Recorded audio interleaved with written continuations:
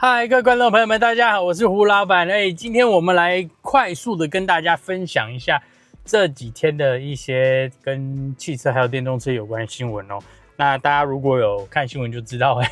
美国政府呢，也不是说美国政府啦，美国总统呢，他觉得是说，全世界的这个贸易协定有些问题，所以他决定去要。等于是在下来要打很大的关税哦，那尤其是在汽车跟电动车这部分呢，包括零件也是呢，都会有非常大的关税在。那这几天呢，大家都吵得非常火凶凶的哦。那因为这个关税的关系呢，一定会影响到汽车产业跟电动车产业哦。那现阶段呢，我们还不完全知道说它的这个影响会有多大，但是基本上呢是肯定会有影响。虽然是说在美国这里呢，有很多品牌，他们说，他们并不会因为这样子的关系而，比方说要调价啊，或者是怎么样，但是也有一些品牌说他们会因为关税关系所以要调价，所以是有点两极化。那现阶段我们知道，在汽车产业这里头最大的变动就是汽车品牌 Stellantis， 他们现阶段也在说，美国这边呢会有大概900个工作岗位呢会被不幸的离职哦。那之后会不会有更大的影响，我们就只好一天一天看了哈。好，那话说回来呢，在美国这边呢，4月4号呢，特斯拉这里呢，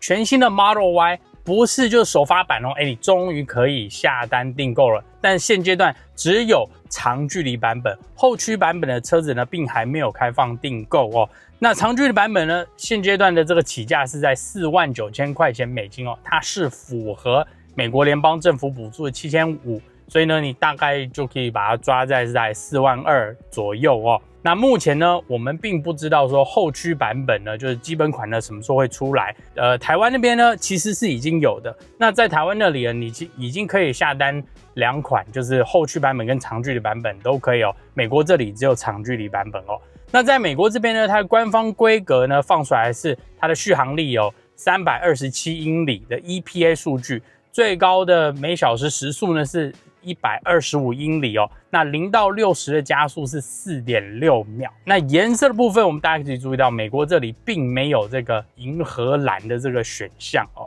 那在台湾那边呢，刚刚我们就讲嘛，后驱版本跟长距离版本你已经可以下单了，分别是190万台币呢，以及230万台币哦。那续航力呢，因为台湾是用 WLTP 的数据呢，是517公里的 WLTP 数据。然后0到100呢是 5.9 秒，这是后驱版。那长距离版本呢是603公里的 WLTP 续航力。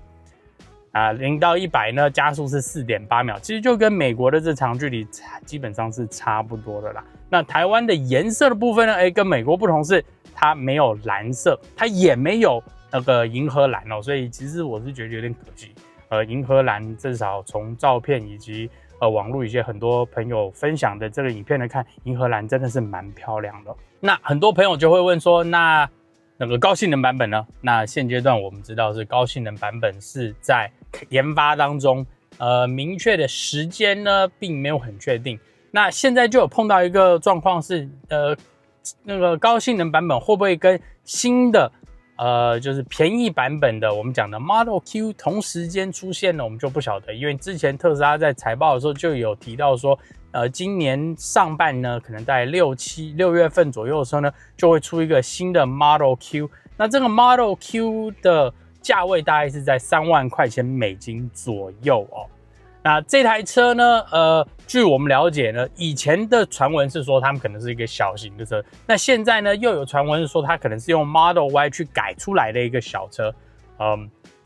对，这个其实说真的，你怎么猜怎么去弄呢都不晓得，反正就到时候等特斯拉公布的时候就知道了。目前这个3万块钱的价位的猜测呢，可能是应该在美国联邦政府补助以后的价钱，所以这台车子的价位可能是在37000块钱美金左右，补助完以后大概是在3万块钱美金啦，但这都是猜测，目前还不知道。我是希望说，如果有办法这补助后压在3万块以下的话，我觉得对市场来说应该是比较好的哦。那讲到关税嘛，就有些朋友就会问说，那是不是在台湾呢？现在就是可以买特斯拉的时间？其实这个东西呢有一点复杂。为什么？是第一个，美国政府这边要提高关税的话，相对来说特斯拉的车子呢可能就对台湾来说可能就会涨价。那在台湾那边的台湾政府也有在考量，就是说这个汽车进口的关税是否要降低哦。因为现阶段台湾的这个汽车进口关税在 17.5%， 其实是非常高的，有点不太合理。所以呢，如果有这个调低的状况呢，或许特斯拉车子就会降价。但是前提我们刚刚有跟大家提到，是因为美国政府这里的关税增加，所以非常有可能导致特斯拉的车子在美国生产成本增加。因为什么？因为它有很多零件啊，其实是从国外进口的。那突然一下这些零件呢被打了关税呢，在美国生产的特斯拉虽然是美国生产的，但是因为零件涨价的关系呢，所以呢它车子可能也会有个调整的状况。所以就有点是好像是美国这边价钱生长，台湾这边关税下降，那两个会不会抵掉呢？目前不好说。那台湾政府那里呢，进口车关税也只是还在协商当中，还没有明确表态是说会把关税降下来。所以呢，我个人觉得，你如果现在想要车或需要车的话，你就下单，不要去觉得说好像为了以后可能车子要涨关税或跌关税啊，或涨价跌价的关系呢，去考虑到这个。因为你如果是真的需要车子的话，其实差一点点的价钱应该不至于影响你去决定是否买它的车子。那当然啦，还有其他品牌可以选嘛，所以不一定是要选择特斯拉。所以呢，大家在这边可能要多做点功课哦。好了，那今天就跟大家分享到这里。大家如果有什么问题的话，可以在下面留言告诉我哦。听 Podcast 的朋友们可以经过 Spotify、IG 或 Facebook 发简讯给我，我都会看到哦。那今天就到这里，我是胡老板，我们下次见喽，拜拜。